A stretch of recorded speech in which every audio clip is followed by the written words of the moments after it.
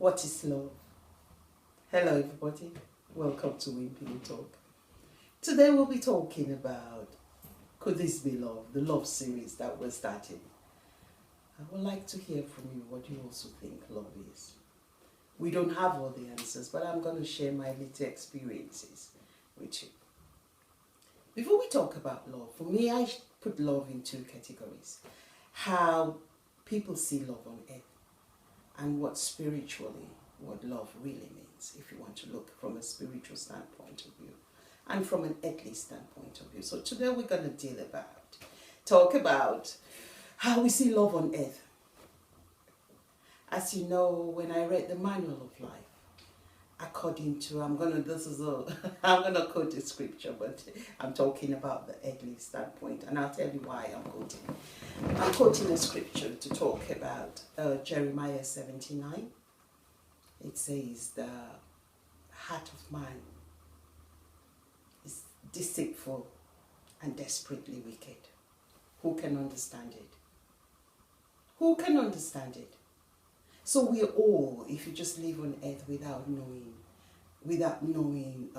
the Bible, without knowing anything about God, you're starting from a point with a heart that is desperately wicked and deceitful.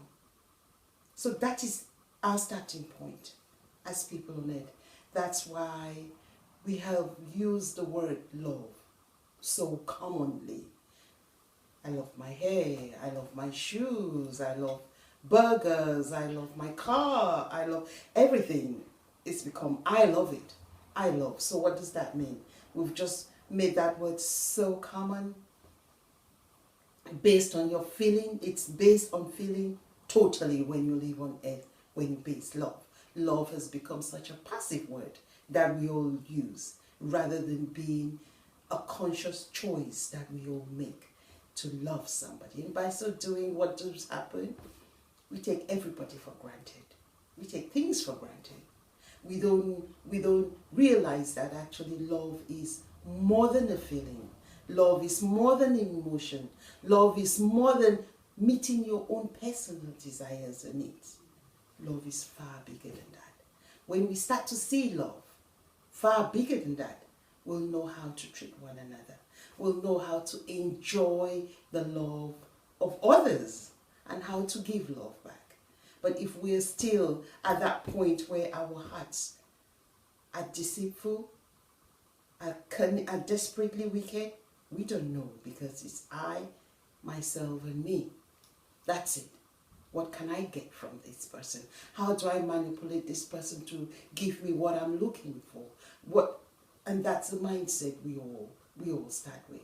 Take an example when you used to take a lift, or when you're in a bus or a train, and somebody else, you get in their cars, you drive, you eat in their cars, you probably mess it up, your shoes are dirty, you can't be bothered because it's somebody else's. Take a house, you go into somebody's house, you're staying with them. You can't be bothered, you could even end up dirtying the place, you're thinking, oh, I'm going to go anyway, so it's not mine. But when it becomes yours, it's a game changer. It's a game changer. You start giving rules. Don't get in my car with dirty shoes. Don't slam my door. Don't eat in my car. Don't smoke in my car. When you come to my house, take off your shoes before you enter my house. And all the rules we give. Why? Because we then start to value the thing we have. And by so doing, you don't want other people to mess it up. When we start to see love like that, when we start to understand that love is deeper than an emotion, it's deeper than a feeling, it's deeper than anything we understand, but they are the choices that we make, the conscious choices that me, choose to love somebody, to do something loving for somebody. You start to understand the whole concept of love. We learn to correct other people. In life, we see other people's mistakes more than ourselves. You can't see yourself.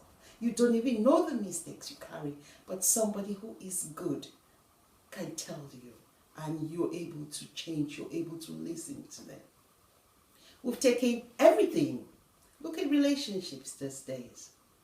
a man and a woman are in a relationship, they love one another, and the slightest opportunity, the words that come out, you're asking yourself, where did the love go? This is somebody who said, I love this person. Somewhere down the line, where did the love go? Was that love taken for granted? Did it become so passive, even in our relationships? And that's why we don't see it. We don't value it. We don't work at it. Sometimes in life I've seen people value their cars, value possession more than valuing people. I don't know whether most people these days on Facebook, a letter that stayed with me was a letter written by Steve Jobs. 5 days, I think, before he passed on. I'm sure so many of us read that letter from him. That has stayed with me. Because he said something so powerful, and it's something we all on earth are striving to do. He said, in life, I listened and people said you need to strive to be the top. Fantastic, it's good. To be the best, to be. So I worked hard.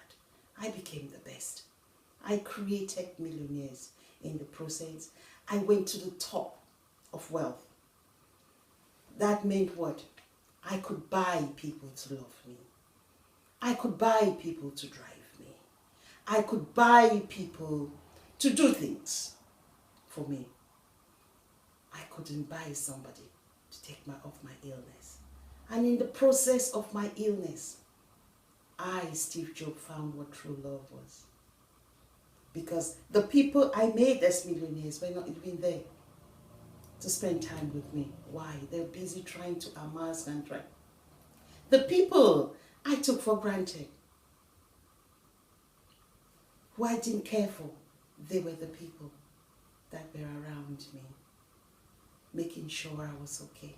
The wealth I have in the bank, the billions that we're all striving to get, the billions didn't even come to the hospital to see how he was, to even remember that this is what I worked for all my life. And at this point, there's really nothing. And he left something. He said, whatever you do, love. Learn to love yourself, your immediate family, and extended. Because if you cannot do that, all the world you create, what is it to you? If the people around you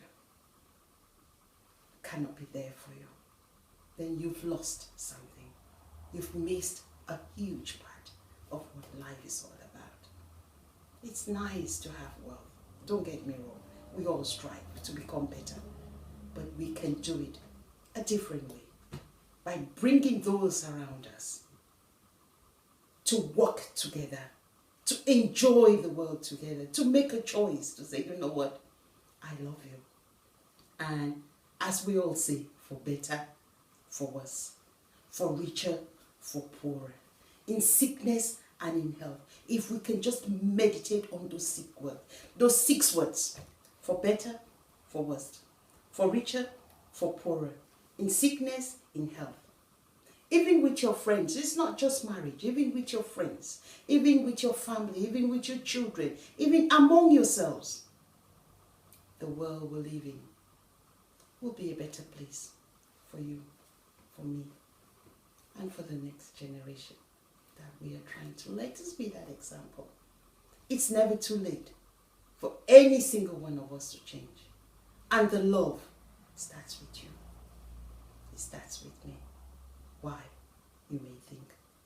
Because you can only give somebody what you have. What are you giving others? Is it a manipulative love? Is it a passive love? Is it a genuine love? Is it a conscious love? The choice is yours. The choice is mine. Join us as we dig deep to talk. Could this be love? Thank you so much. Bye-bye.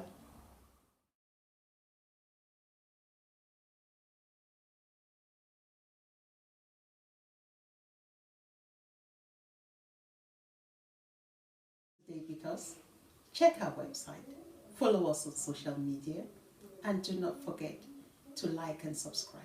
Thank you.